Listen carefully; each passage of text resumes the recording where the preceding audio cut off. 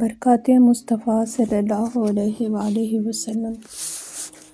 سفر ہجرت کے دوران جب حضور نبی اکرم صلی اللہ علیہ وآلہ وسلم سیدنا صدیق اکبر رضی اللہ تعالیٰ عنہ کے ہمراہ ام معبد رضی اللہ تعالیٰ عنہ کے ہاں پہنچے اور ان سے کھانے کے لیے گوشت یا کچھ کھجوریں خریدنا چاہیں تو ان کے پاس یہ دونوں چیزیں نہ تھیں۔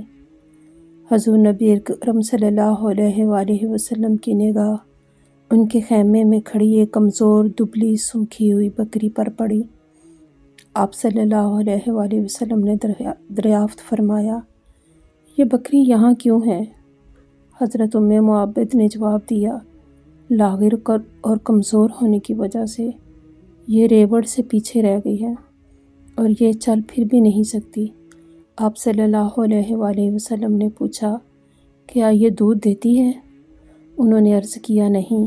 آپ صلی اللہ علیہ وآلہ وسلم نے فرمایا، اگر اجازت ہو تو دودھ دو لوں؟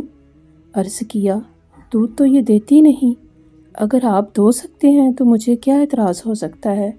بس آپ صلی اللہ علیہ وسلم نے اسے دھویا۔ آگے روایت کے الفاظ اس طرح ہیں،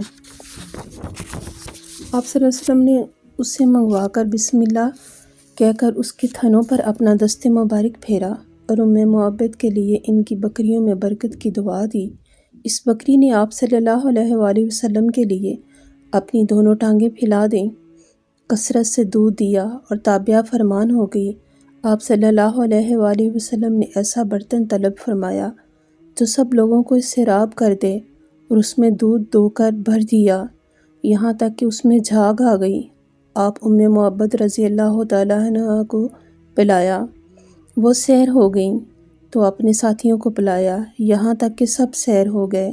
سب کے بعد آپ صلی اللہ علیہ وسلم نے نوش فرمایا، پھر دوسری بار دودھ دھویا، یہاں تک کہ وہی برتن پھر بھر دیا اور اسے بطور نشان ام معبد رضی اللہ تعالیٰ عنہ کے پاس چھوڑا اور اسے اسلام میں بیعت کیا، پھر سب وہاں سے چل دیے۔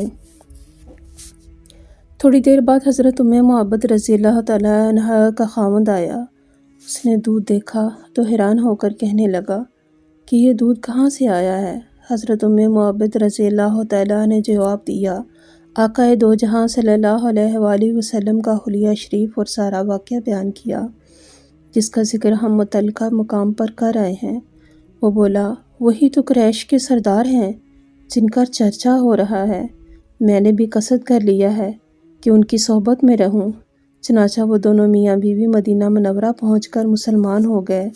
حضرت ام معبد رضی اللہ تعالیٰ عنہ قسم کھا کر بیان کرتی ہیں کہ ہجرت کے بعد مدینہ منورہ میں حضور نبی اکرم صلی اللہ علیہ وآلہ وسلم نے حیات مبارکہ کے 10 برس گزارے، پھر 2.5 سالہ خلافت ابوبکر کا دور گزرا اور سیدنا فاروق اعظم رضی اللہ تعالیٰ کا دور خلافت آیا۔ ان کے دور خلافت کے اواخر میں شدید قحط پڑا، یہاں تک کہ جانوروں کے لیے گھاس بھوس کا ایک تنکا بھی میسر نہ آتا۔